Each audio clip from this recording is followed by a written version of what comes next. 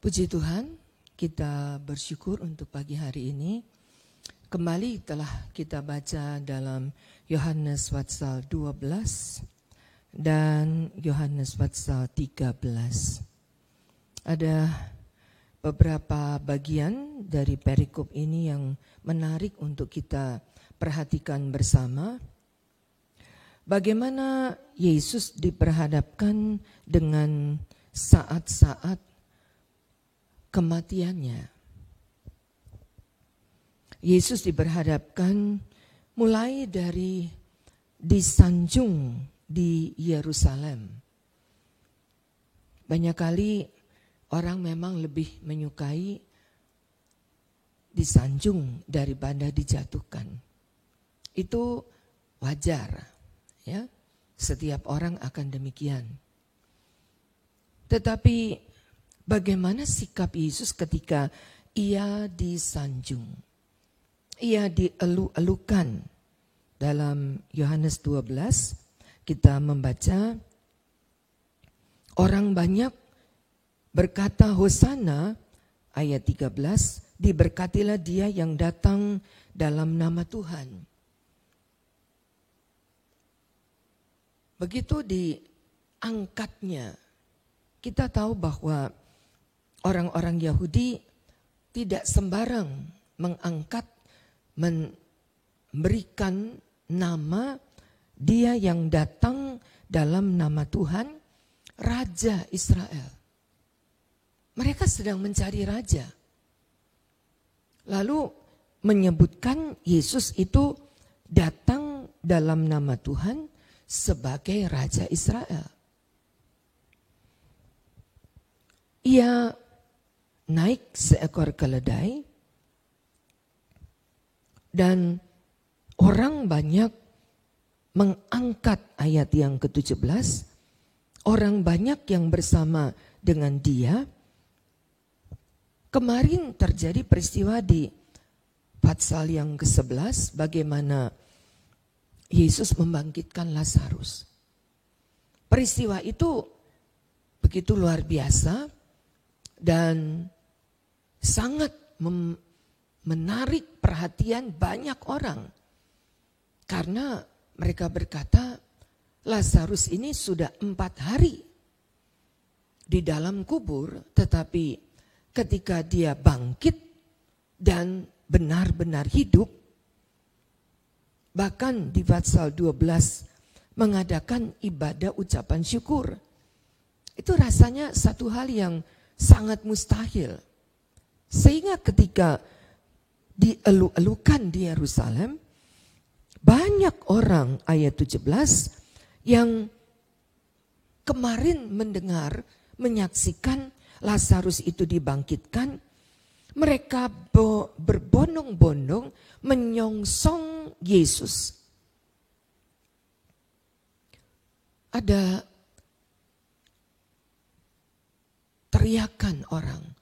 Barangkali ada yang histeris, ya, mengangkat-angkat Yesus. Barangkali ada yang terpukau begitu rupa. Ini Yesus yang kemarin yang membangkitkan Lazarus. Tidak heran, hari ini begitu banyak orang yang mengelu-elukan untuk Yesus diangkat menjadi raja.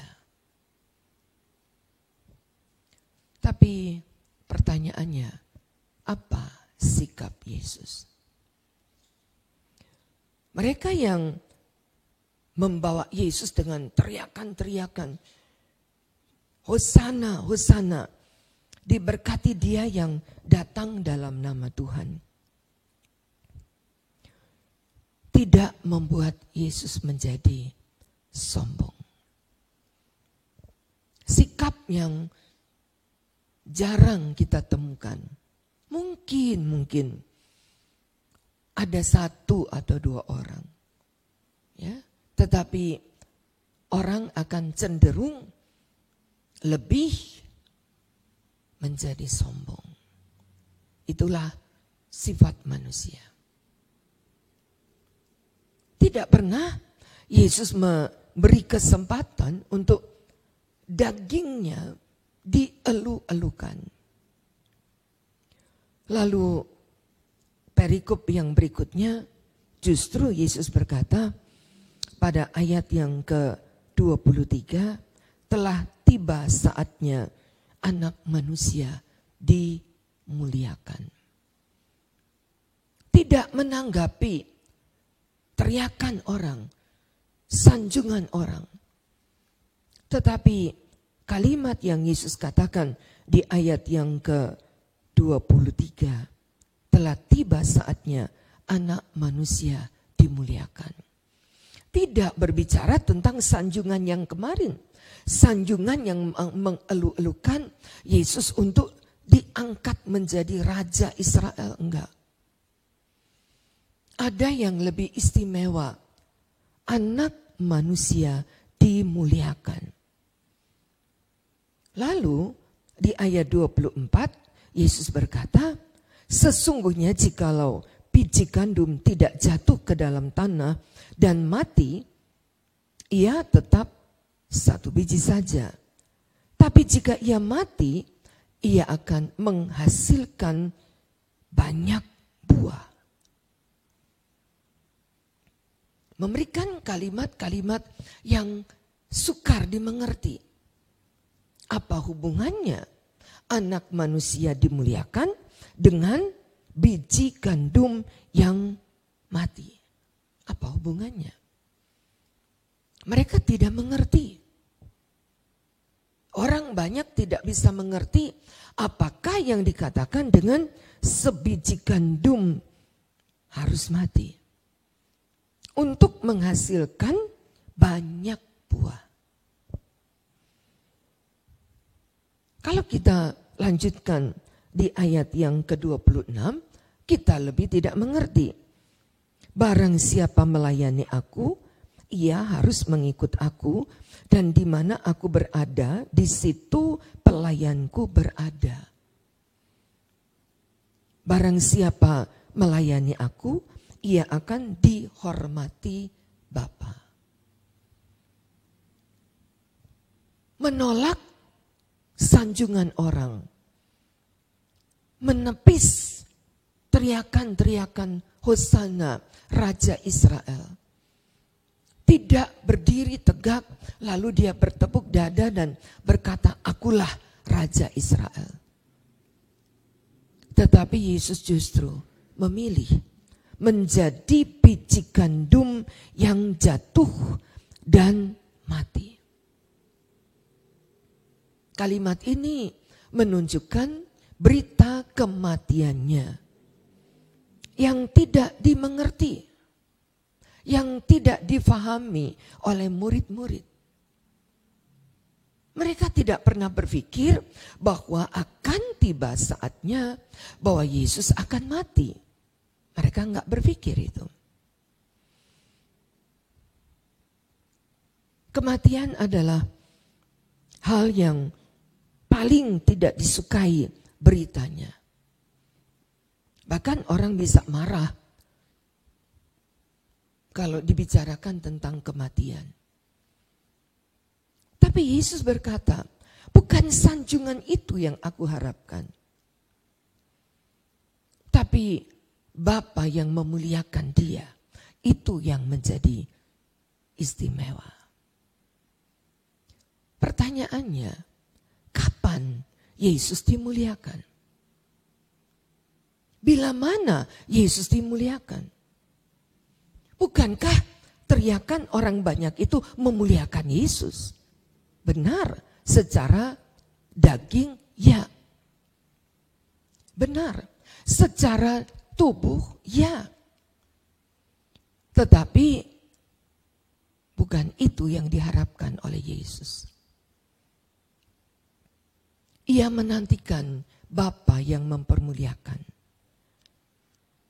Pertanyaannya sekali lagi, kapan Yesus dimuliakan? Filipi pasal yang kedua. Filipi pasal yang kedua.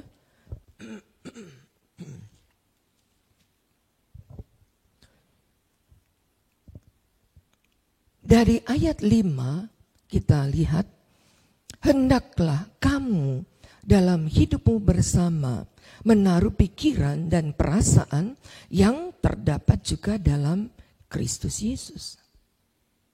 Ini pikiran yang tadi kita baca, menghendaki dimuliakan Bapa, yang walaupun dalam rupa Allah tidak menganggap kesetaraan dengan Allah sebagai milik yang harus dipertahankan, melainkan mengosongkan dirinya sendiri dan mengambil rupa seorang hamba dan menjadi sama dengan manusia. Menjadi biji gandum yang ditanam, mematikan dagingnya, mengosongkan dirinya, dan mengambil rupa seorang hamba. Bukan cuma mengosongkan dirinya, tapi mengambil status yang terendah. Hamba adalah status yang terendah. Daging dimatikan dan mengambil tempat seorang hamba. Ayat 8, dan dalam keadaan sebagai manusia, ia telah merendahkan dirinya dan taat sampai mati. Bahkan sampai mati di kayu salib. Ini yang dimuliakan Bapa. Bukan kerendahan dalam ketinggian. Ada istilah itu yang sering kita dengar. Kalimatnya seolah-olah merendah. Padahal dia menginginkan sanjungan. Tidak dengan Yesus. Bukan itu. Sikap yang Yesus inginkan. Bukan itu. Ia merendahkan diri. Mengosongkan diri. Akhir zaman loh. Orang merendahkan diri. Itu mimpi, kata banyak orang. Tapi ada yang diharapkan untuk hidup kita hari ini. Belajar merendahkan diri. Maka ayat yang ke-9, itu sebabnya. Mengapa Allah mengangkat, memuliakan Yesus?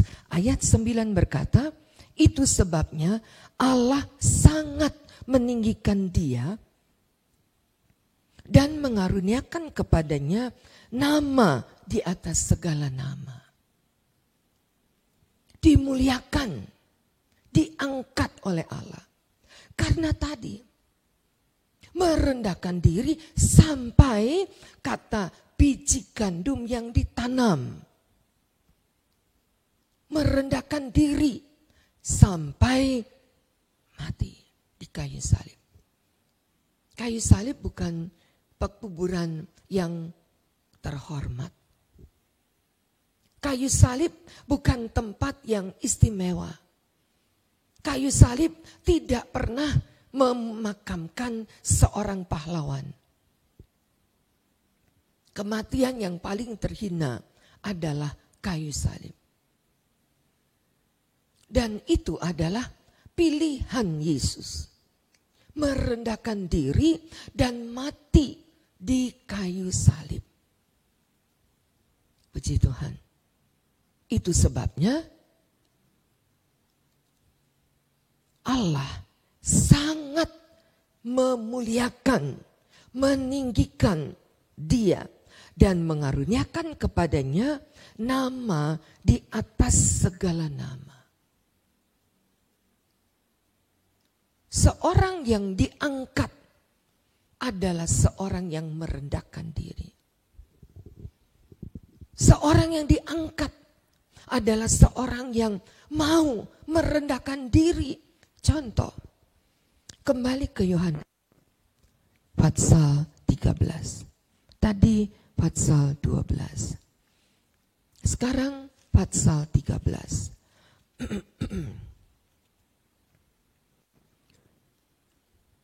pada ayat yang ke-7, Yesus menjawab kepada Petrus, "Apa yang kau perbuat, engkau tidak tahu sekarang, tapi engkau akan mengerti kelak." Mengapa Yesus berkata demikian? Karena di ayat yang keempat, Yohanes 13 ayat 4, bangunlah Yesus dan menanggalkan jubahnya, mengambil sehelai kain linen, mengikatkan pada pinggangnya, kemudian ia menuangkan air ke dalam basi dan mulai membasuh kaki murid-murid, menyekannya dengan kain yang terikat pada pinggangnya itu. Banyak kita temukan semua tatanan acara yang ada di Alkitab dilaksanakan oleh banyak gereja. Orang merayakan hari raya Paskah, orang merayakan hari raya Pentakosta, orang merayakan hari raya Pondok Daun, orang merayakan hari-hari raya lain, misalkan Grafirat besar, ibadah, baptisan air, dan sebagainya. Tetapi mungkin jarang orang gereja yang akan melaksanakan pembasuhan kaki.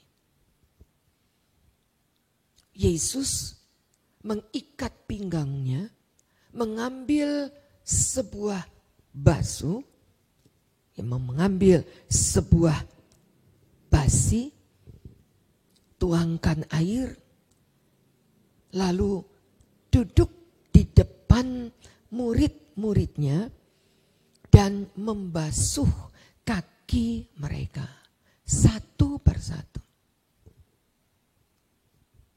Murid-murid tahu itulah Yesus, guru mereka.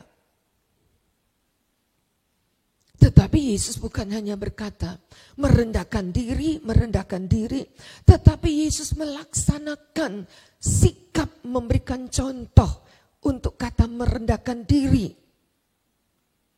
Ia membasuh kaki murid-murid dan membersihkannya, menyekannya dengan kain yang terikat pada pinggangnya.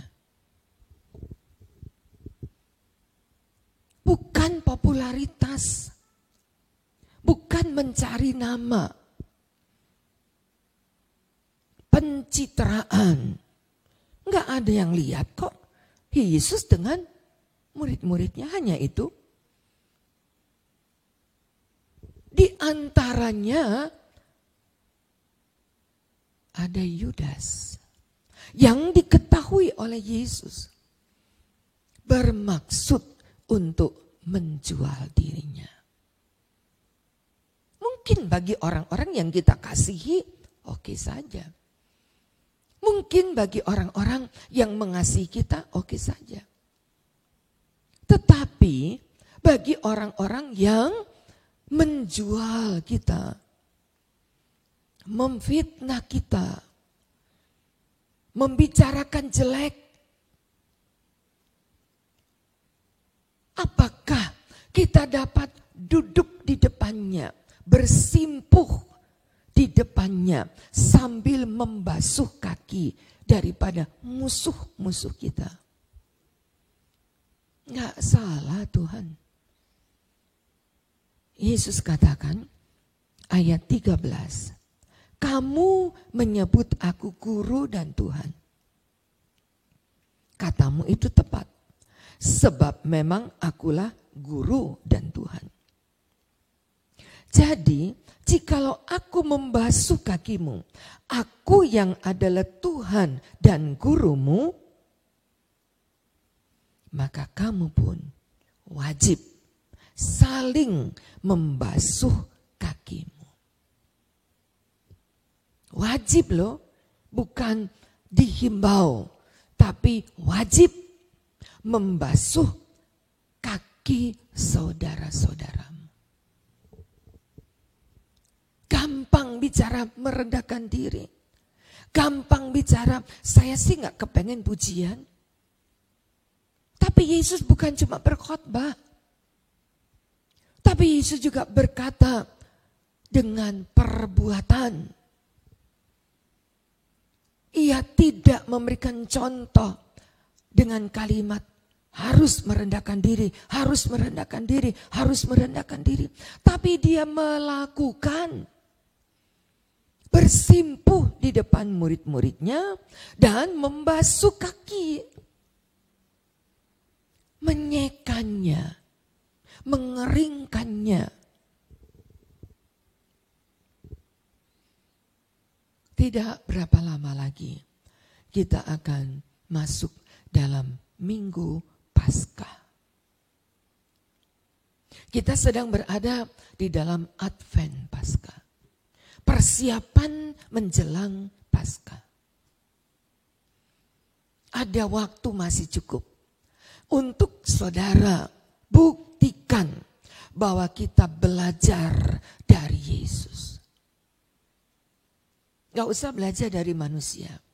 Manapun manusia mungkin kelihatannya baik. Tapi mungkin munafik. Tapi mari kita belajar dari Yesus.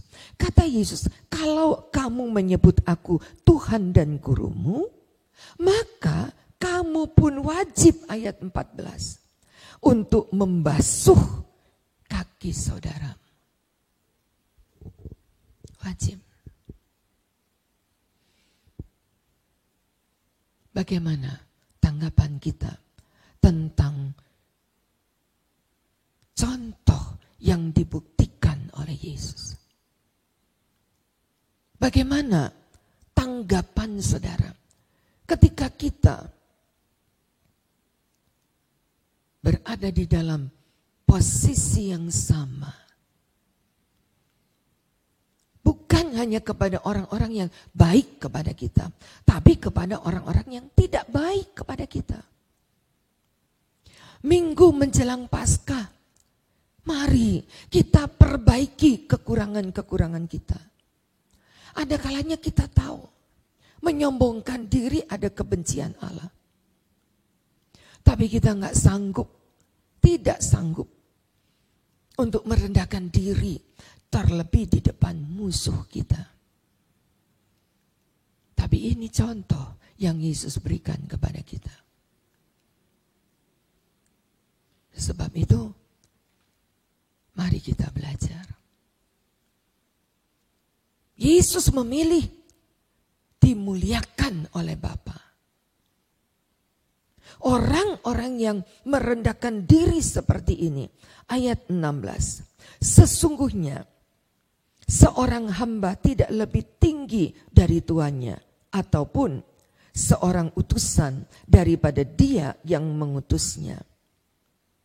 Jika kamu tahu semua ini, berbahagialah kamu jika kamu melakukannya. Haleluya. Senangkan hati Yesus. Senangkan hati Allah. Belajar bukan dari manusia yang punya motivasi, tapi belajar dari Yesus.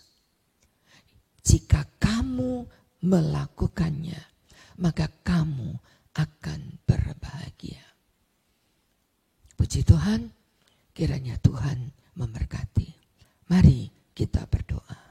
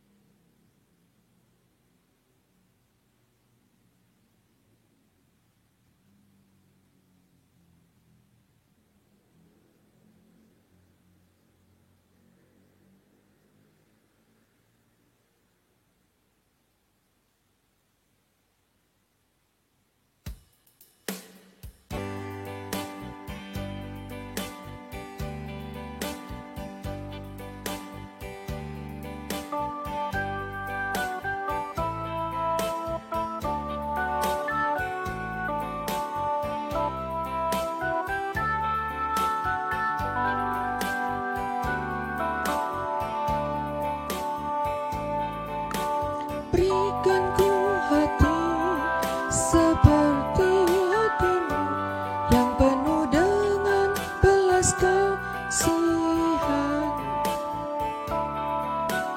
Berikan ku mata seperti matamu, memandang tuaian di sekelilingku.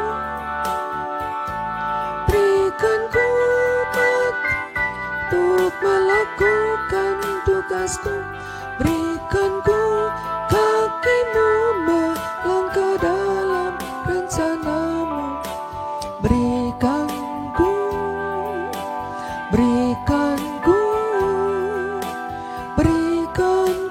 hatimu.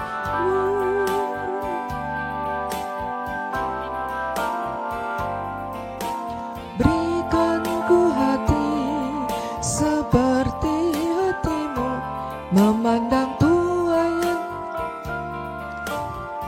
Haleluya. Berikan ku mata seperti matamu, memandang tuaian di sekelilingku. Berikan ku mata untuk melakukan tugasku. Berikan ku kakimu melangkah dalam rencanamu. Berikan ku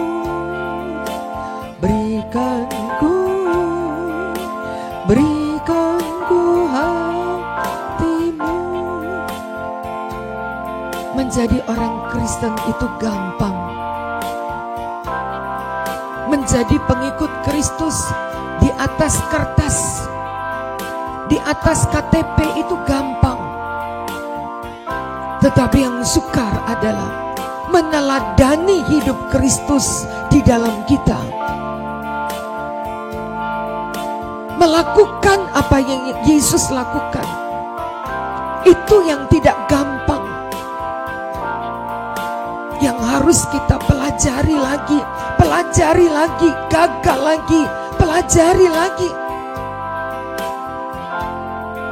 Tapi kalau engkau mau dimuliakan Bapa, maka engkau harus bisa melakukan apa yang Yesus lakukan. Bukan pendeta lakukan, apa yang Yesus lakukan. Ambil firman Allah. Haleluya. Berikan ku hati seperti hatimu yang penuh dengan belas kasihan.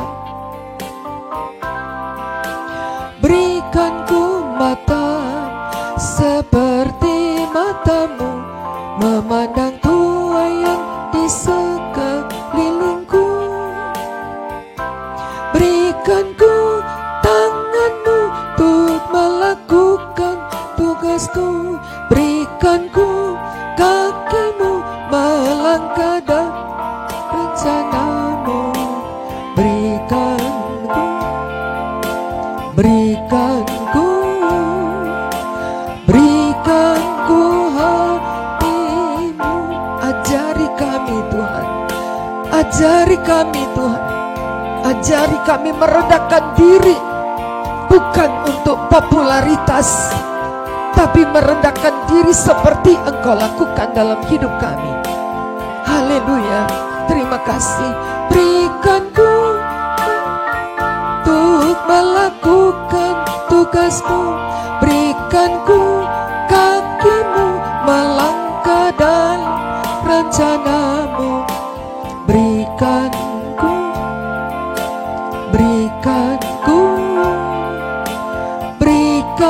ku hatimu. Terima kasih buat firman Allah pagi hari ini. Berikan kami kesempatan memperbaiki segala kekurangan kami. Berikan kami kesempatan merubah diri dengan contoh Yesus yang akan memberkati kami. Terima kasih Tuhan. Terima kasih Bapa. Berikan ku tanganmu untuk melakukan tugasku. Berikan ku kakimu melangkah dalam rencanamu. Berikan berikan, amin, haleluya. Berikanku hati. Kita berdiri bersama. Berikanku tanganmu untuk melakukan tugasmu. Berikanku kakimu melangkah dan amin.